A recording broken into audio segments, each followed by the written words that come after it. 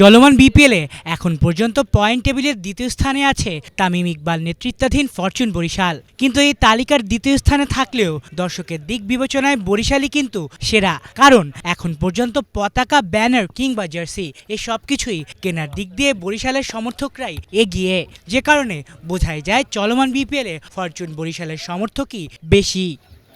দর্শক, এই মুহূর্তে আমি আছি মিরপুর শেরেবাংলা ক্রিকেট স্টেডিয়াম প্রাঙ্গণে।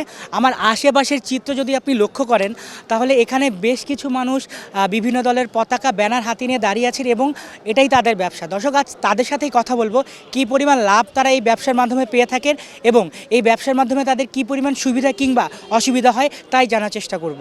কোনো আন্তর্জাতিক ম্যাচ হলেই মিরপুর শেরেবাংলা ক্রিকেট স্টেডিয়ামের বাইরে দেখা যায় পতাকাওয়ালা কিংবা অংশগ্রহণকারী দলের ফিতা বিক্রেতার হিড়িক। চলমান বিপিএলেও দেখা যায়নি এর ব্যতিক্রম। স্টেডিয়াম প্রাঙ্গণের বাইরে জনে জনে দেখা মিলছে এমন জার্সি বিক্রেতার, আর এই ব্যবসায় তারা লাভবানও হচ্ছেন, এমনটাই জানিয়েছেন বিক্রেতারা।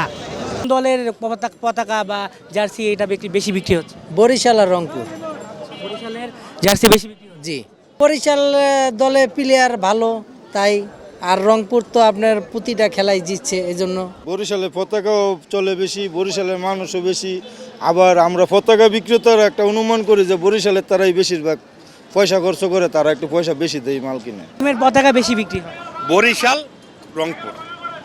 বরিশাল রংপুর খেলা হইলে আর বলা লাগে না। বরিশাল রংপুর এডে ইদারিং বেশি চলে। কয়েক মাস আগে মিরপুরে সাউথ আফ্রিকা বাংলাদেশ টেস্ট সিরিজের আগে তৈরি হয়েছিল বিশৃঙ্খল এক পরিবেশ, যে কারণে এখন বিক্রেতারা ক্রেতাদের তেমন কাছাকাছি যেতে পারেন না, এমন অভিযোগও করছেন তারা। অন্য সময় চেয়ে আপনার খেলায় বিক্রি করলে লাভের পরিমাণ একটু বেশি হয়। এটা আপনার এখন আগে যেমন একটু বেশি বিক্রি হয়েছে, অনেক একটু কম বিক্রি হয়, আপনার ভিতরে নিতে দিচ্ছে না দেখে জন্য। মানে 5,000 টাকা বেচলে 2,500, 3,000 বেচলে 1,500। এর ভিতরে লাভ হয়, তো খরচ আছে, তো 200-300 টাকা বাদ যায়, তারপর 1,000-1,200 থাকে। এটা মনে করেন যে ওই আমরা 400 থেকে আমরা 100 থেকে আমরা 60 টাকা লাভ করি। 100 টাকা থেকে 60 টাকা লাভ করেন, তাহলে মোটামুটি বেশ ভালোই। মোটামুটি বেশ ভালোই হচ্ছে আলহামদুলিল্লাহ, যদি বিক্রি করতে পারি তাহলে আলহামদুলিল্লাহ লাভ হয়। মনে করেন বিক্রির উপরে নির্ভর করে, তবে ইনশাল্লাহ 1,000-1,500 টাকা থাকে যদি বিক্রি হয়। মানে যেদিনই বিক্রি করেন 1,000-1,500 টাকা করে থাকে। কত থেকে কতর মধ্যে থাকে?